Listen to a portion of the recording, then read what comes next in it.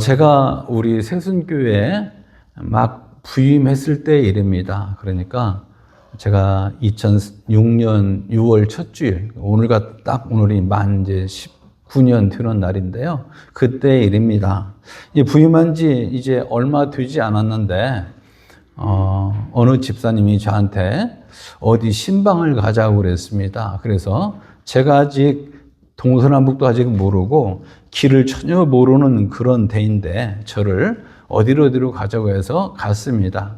지금 생각을 해보니까 거기가 저쪽 버지니아 비치 제너럴 하스피럴 주변에 있는 널싱홈이었습니다. 그 집사님과 찾아간 분은 신방을 한 분은 70대의 간호사 출신 여성 싱글이었습니다. 평생 홀로 사셨다고 그럽니다. 그런데 얼마나 이 널싱홈에서 위중한 가운데 있는지 물을 마시지도 못하고, 그 다음에 의식도 거의 없는 것 같았어요. 눈도 못 뜨시더라고요.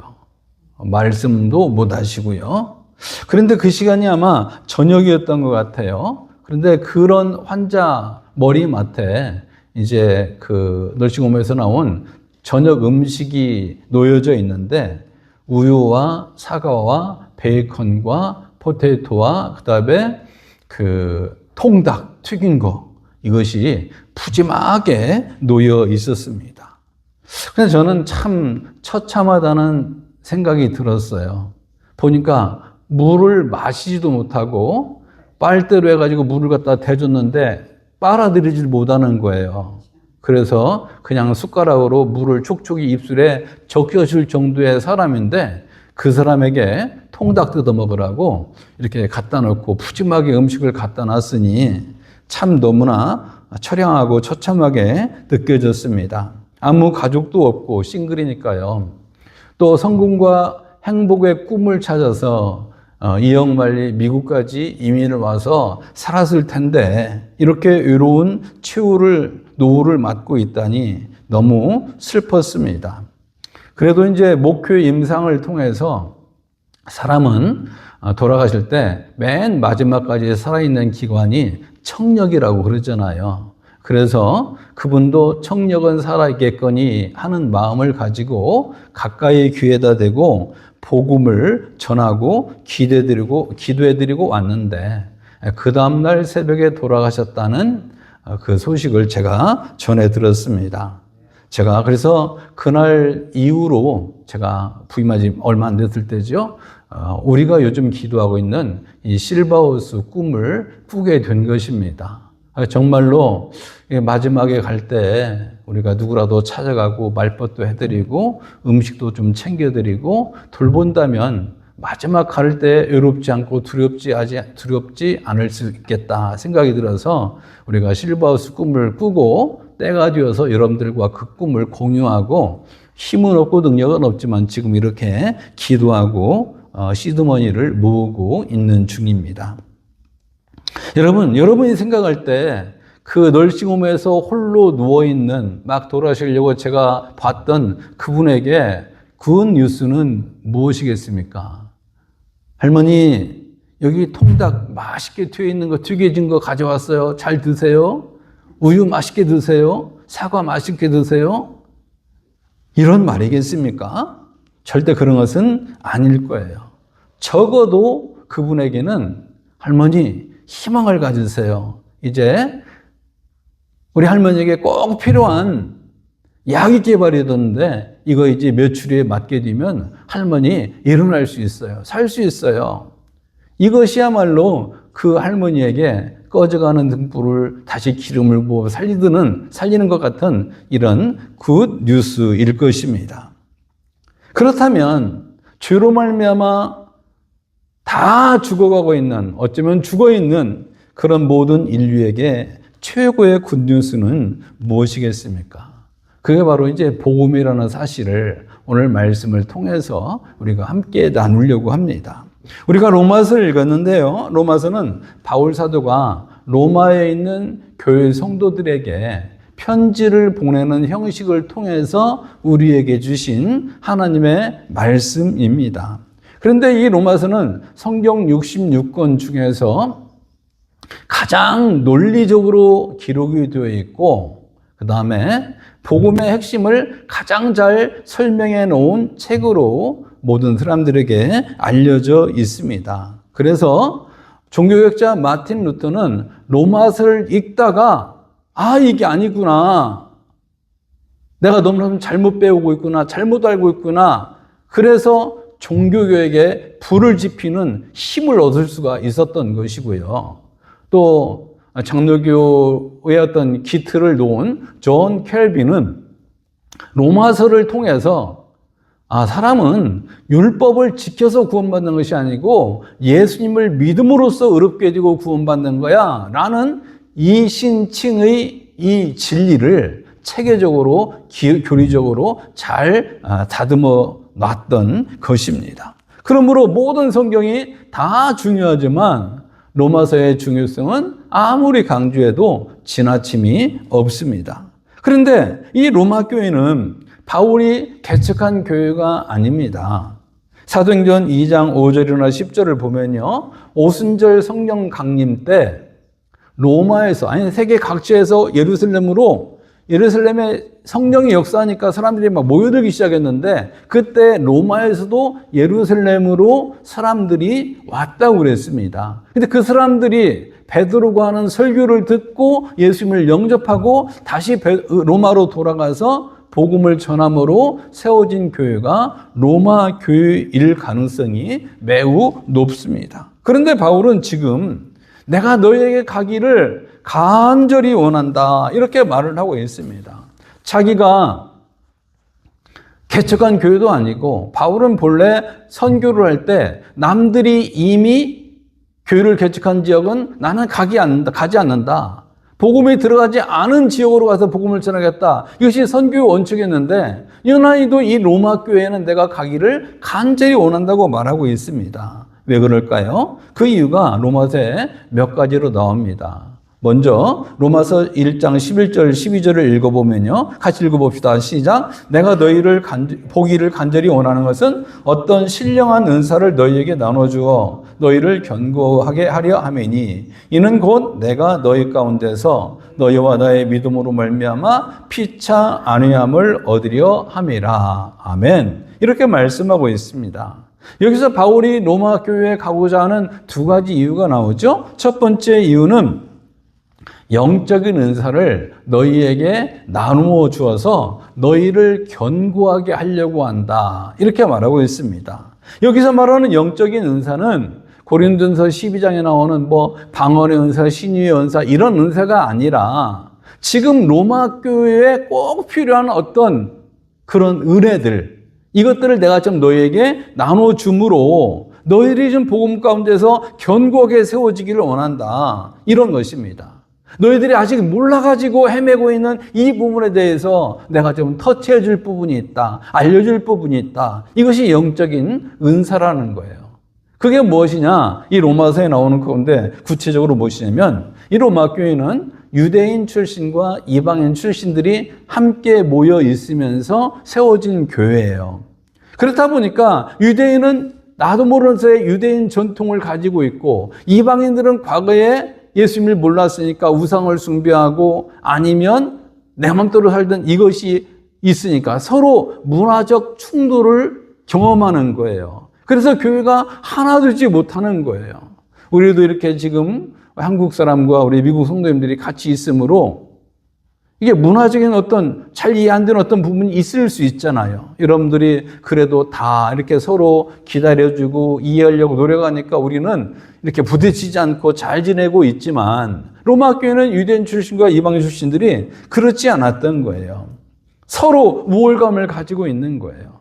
그때 바울이 로마 교회 성도들아, 복음 안에서는 모두가 동등하고 교회는 하나 되고 화합해야 되는 거야. 이걸 로마서 14장에서 가르쳐주고 있습니다. 그러니까 내가 너에게 신령한 은사를 주겠다, 이게 뭐냐면, 그들이 유대인과 이방인들이 왜 갈등을 벌이느냐? 나는 유대인이니까 좀 우월감이 있는 거, 우월감. 이방인 출신들은 열등감이 있는 거예요. 그래서 서로 부딪히면서 우리가 좀 낫다, 우리가 어쩌다 하나 되지 못하는 이것 때문에 갈등하고 있으니까 바울이 그걸 지금 내가 너희들에게 알려주기 위해서 가기를 원한다. 이게 첫 번째 이유입니다. 두 번째 이유는 뭐냐면 12절에 피차 안위를 얻기 위해서라고 말씀하고 있습니다. 피차 안위를. 우리가 서로 만남으로 너도 위로를 받고 나도 위로를 받자. 이런 것입니다. 성도는 만나야 되는 거거든요.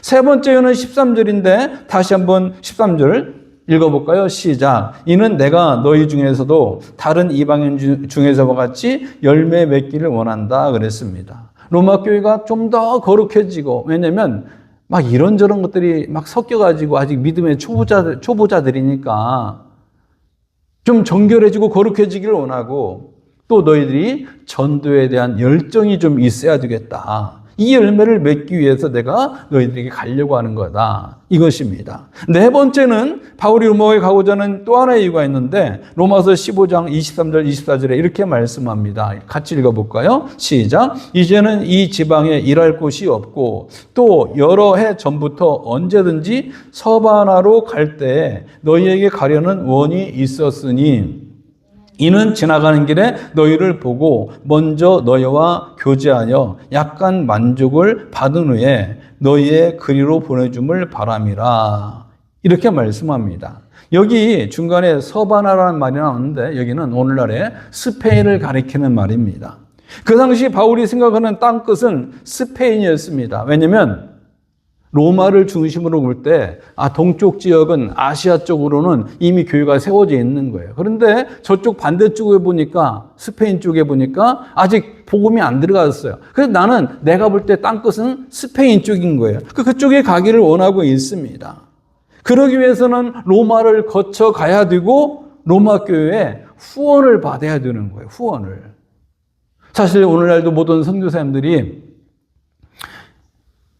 여기에 있는 교회들이 후원을 함으로 선교 활동을 하는 거잖아요. 바울 사도도 마찬가지예요. 그런데 스페인 선교를 위해서는 로마 교회 너희들이 좀 선교를 했으면 좋겠다.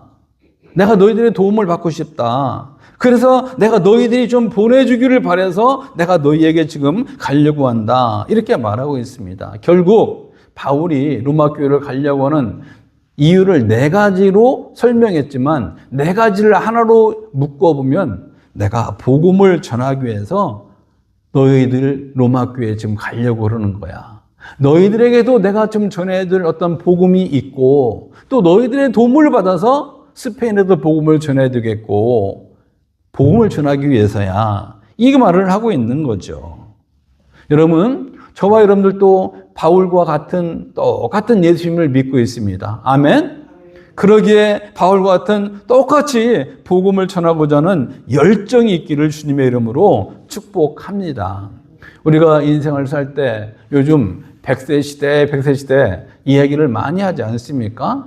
그런데 여러분, 여기 계신 분 중에 나는 100살까지 살 수 있다고 내가 장담할 수 있는 분이 있습니까? 아무도 없어요. 아무도 없어요. 다 이제 60만 나오면 작년달하고 올달하다. 작년달하고 올달. 이 얘기를 다들 공통적으로 합니다.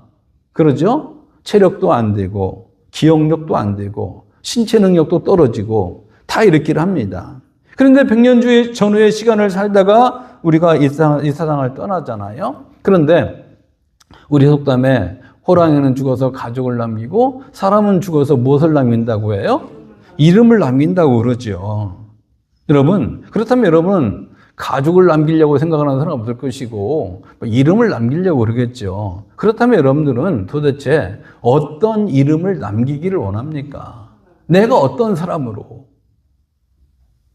김개똥이라는 사람이 있으면 그 사람을 생각하면 어떤 사람이야?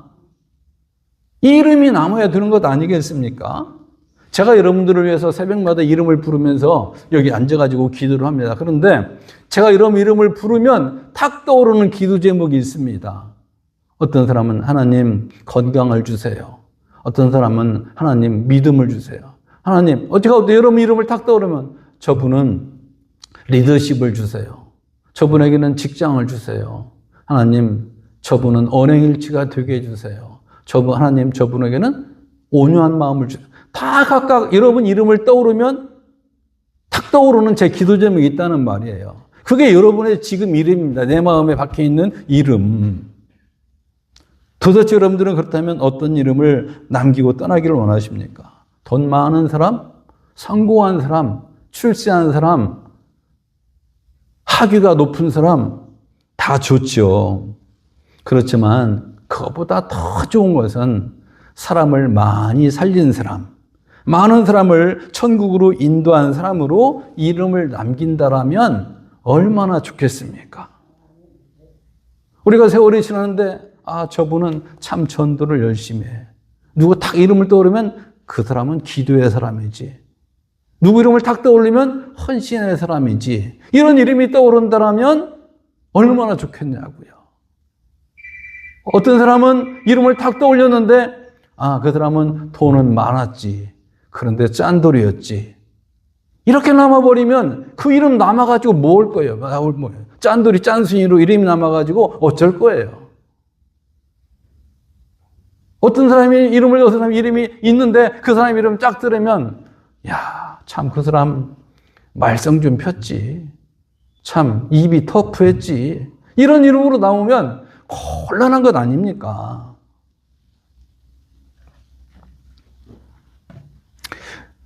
이렇게 천국으로 인도하고 사람을 전도하고 이런 사람으로 이름이 남는다면 그 사람은 이 땅에서나 천국에서나 영원히 해같이 빛날 줄 믿습니다. 또 여러분, 복음을 전하기 위해서 우리가 천국에서 해같이 빛나는 사람이 되기 위해서는 도대체 그렇다면 우리가 어떻게 해야 될까요? 그것을 말하는 것이 오늘 본문의 메인 메시지입니다. 첫 번째 말하는 것은 사도 바울은 14절에서 채무의식, 빚진 자 의식이 있어야 된대요. 14절을 한번 같이 볼까요? 시작. 헬라인이나 야만이나 지혜 있는 자나 어리석은 자에게 다 내가 빚진 자다. 이렇게 말씀하고 있습니다. 이 헬라인이라는 말은, 여기서 말하는 헬라인은 헬라어를 말할 줄 알고 철학적 지식이 있는 사람을 가리켜서 그 당시에 헬라인이라고 말을 했습니다. 야만이라는 것은 헬라어를 할 줄 모르고 철학적 지식이 없는 무식한 사람을 헬라인이라고 불렀습니다. 그런데 바울의 말인즉슨 헬라인이나 야만이나 이 얘기는 유식한 사람이나 무식한 사람이나 이 말인 거예요. 내가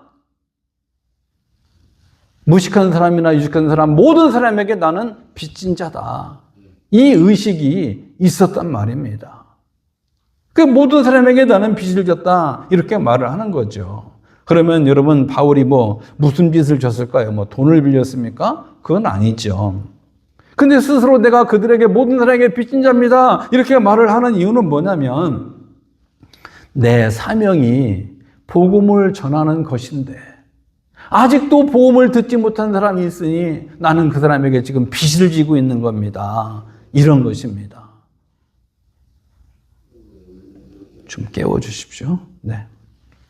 자, 여러분들이 정말로 내가 복음을 전해줄 사람인데 아직도 내 곁에 복음을 듣지 못한 사람이 있다. 그렇다면 나는 그 사람에게 빚진 자다. 이런 말씀입니다. 여러분, 우리가 살다 보면 빚을 질 수 있잖아요.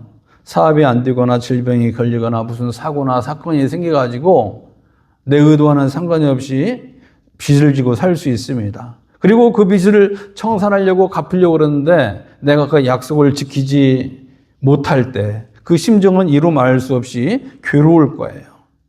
신용도 없어지고 인간관계도 깨질 수 있기 때문에 그런 거죠.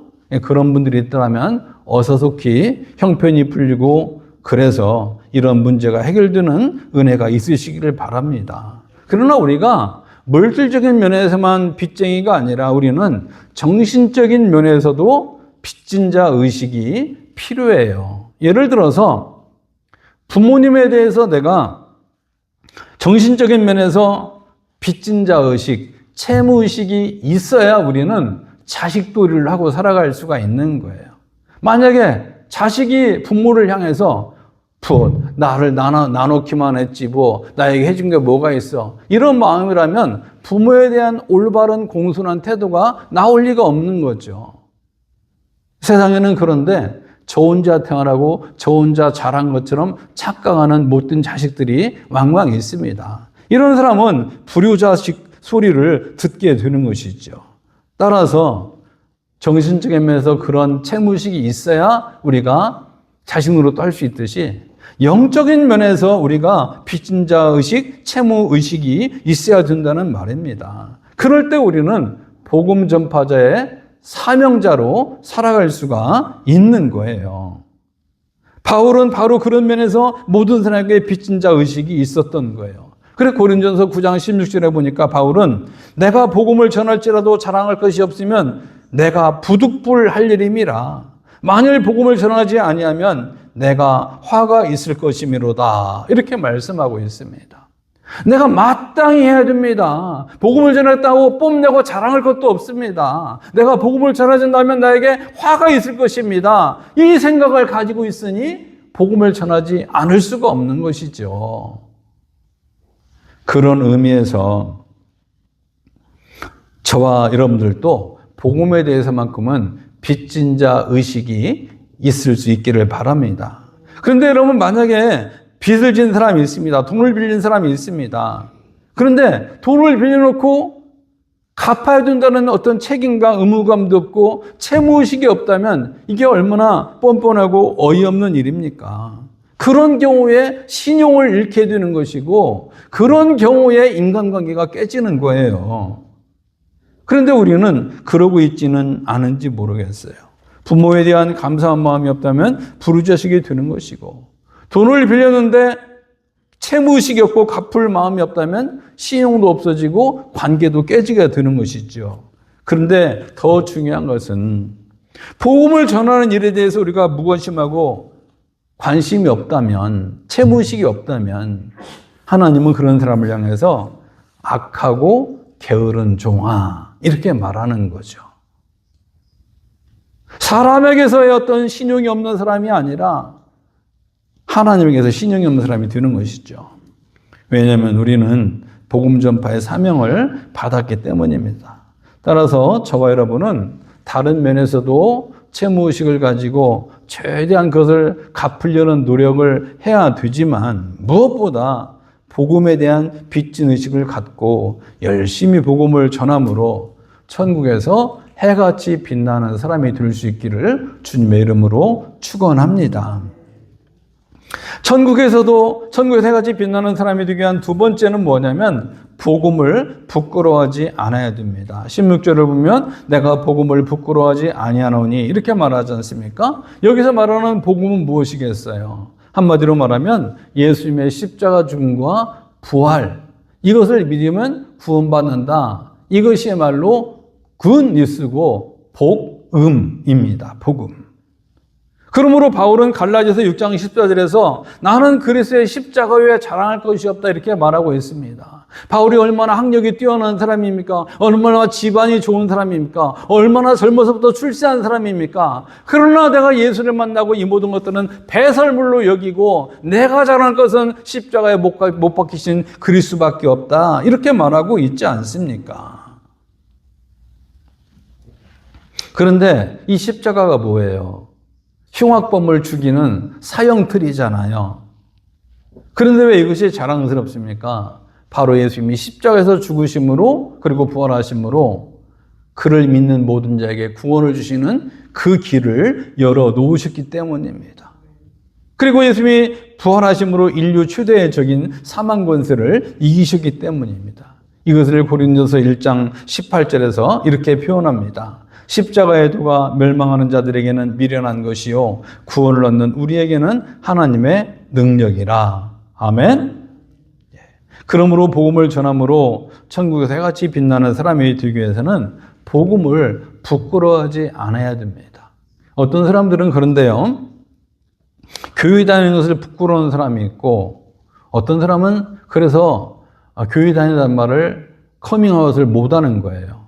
또 어떤 사람은 성경을 숨겨가지고 오기도 하고 어떤 사람을 아예 성경을 가지고 오지 않는 사람도 있습니다. 그런 사람이 어떻게 복음을 전할 수 있고 어떻게 천국에서 해같이 빛날 수 있겠습니까? 여러분, 복음은 정말 자랑스러운 거예요. 누가 나 같은 죄인을 위해서 십자가에서 목숨을 내놓을 수가 있겠습니까? 이거야말로 너무너무 자랑스러운 것. 때를 얻든지 못 얻든지 전하는 은혜가 있으시기를 바랍니다. 자, 세 번째로 복음을 우리가 전함으로 천국에서 해같이 빛나는 사람이 되기 위해서는 이 복음은 모든 믿는 자에게 구원을 주시는 하나님의 능력이 된다는 것을 믿어야 합니다. 16절을 다 같이 읽겠습니다. 시작. 내가 복음을 부끄러워하지 아니하노니 이 복음은 모든 믿는 자에게 구원을 주시는 하나님의 능력이 됨이라. 첫째는 유대인에게요 또한 헬라인에게로다. 아멘. 이어지는 17절에서는 복음에는 하나님의 의가 나타나서 믿음으로 믿음에 이르게 한다. 이렇게 말씀을 하고 있습니다. 우리가 복음을 전할 때 듣는 자에게 하나님이 믿음을 주시고 믿는 자에게 구원을 주시는 그 하나님의 능력이 나타난다는 말이에요. 여러분 너무나 굉장하지 않습니까? 내가 전하는 그 복음이 자체적인 능력을 가지고 있어서 듣는 자에게 믿음을 일으키고 믿는 자에게 구원을 주신다니 내가 전하는 복음을 전하는 일이 얼마나 놀라운 일이겠습니까? 그러므로 내가 전하는 복음을 상대방이 거절할까 두려워하지 마시고 일단 전하시기를 바랍니다. 거절해서 믿지 않는다면 그 사람의 책임이지 전하는 우리의 책임은 아닙니다. 아직 때가 되지 않았다고 생각을 하면 되는 거죠. 더구나 이런 복음의 능력은 유대인이나 헬라인이나 아무 차별이 없다고 말하지 않습니까? 그 당시에 유대인들은요 너무나 유대인 우월주의 사상으로 똘똘 뭉쳐 있었어요. 그래서 사람을 나눌 때 구분할 때 유대인과 나머지는 다 그냥 헬라인인 거예요. 그 유대인은 구원받을 사람이고 나머지 비유대인은 지옥에서 땔감 정도로 쓸 사람이라고 이렇게 사람을 무시하고 우월의식을 차별의식을 가지고 있었습니다. 그러나 하나님은 복음을 듣고 믿는 자라면 유대인이나 헬라인이나 아무 차별이 없이 구원을 주신다는 말입니다. 그래서 저와 여러분이 지금 하나님의 자녀가 된 거예요. 만약에 유대인 생각하는 것처럼 유대인만 구원받으라면 저와 여러분은 구원받을 사람이 아무도 없는 거예요.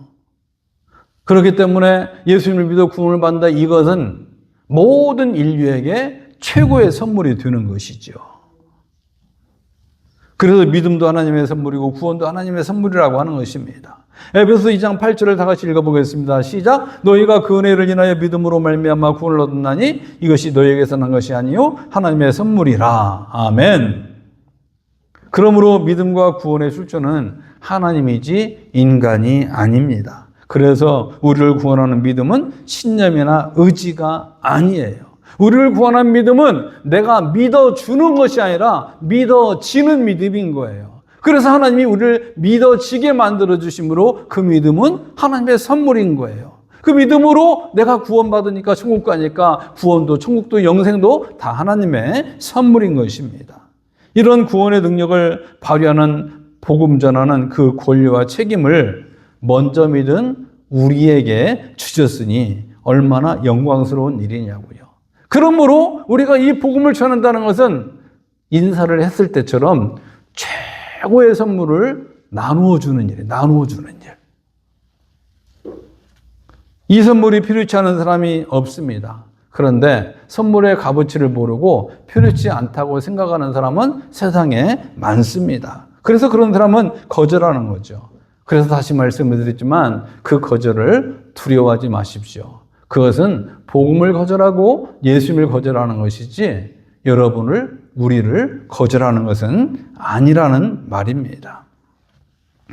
부뚜막에 소금도 넣어야 짜다는 속담이 있듯이요. 아무리 죽은 자를 살리는 신약이 개발되었어도 그것이 개발되었는지 조차를 모르고 아니면 돈이 없거나 어떤 형편 때문에 그 약을 내가 쓰지를 못한다라면 누가 주지를 않는다라면 아무 소용이 없는 것 아니겠습니까? 마찬가지로 모든 인류가 죄의 병에 들었는데 복음을 누가 전하지 않는다면 그래도 듣지 못한다면 그 듣지 못해가지고 믿음을 갖지 못한다면 그 사람은 영원히 죄의 병, 사망의 병에서 구원받을 수가 없습니다. 그래서 먼저 믿은 우리에게 막중한 책임과 자랑스러운 사명이 있는 것이지요. 우리가 땅끝까지는 가지 못한다 할지라도 내가 아는 사람, 내 주변 사람, 나를 접촉하는 사람들에게 예수님을 전한다면 그곳이 곧 땅끝이 될 것입니다. 복음에는 하나님의 의가 나타나서 믿음으로 믿음에 이르게 하는 능력이 나타날 것이니까 내 입의 능력이 아니라 내 지식의 능력이 아니라 복음의 능력을 믿고 십자가의 복음을 전함으로 생명의 역사에 쓰임받는 저와 여러분이 되기를 주님의 이름으로 축원합니다. 아멘.